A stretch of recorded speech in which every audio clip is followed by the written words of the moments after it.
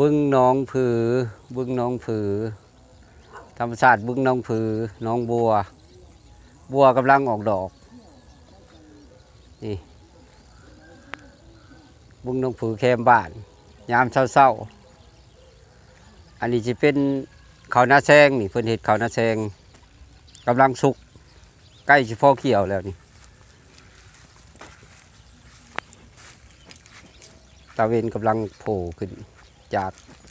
วิดขอบผ้าหน่อยหนึ่ง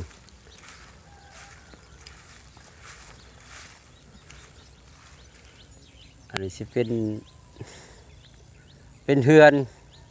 โมเมนเที่ยงนาแล้วเฮือนยามเช้าก็งัวควายกำลังทยอยออกจากคอก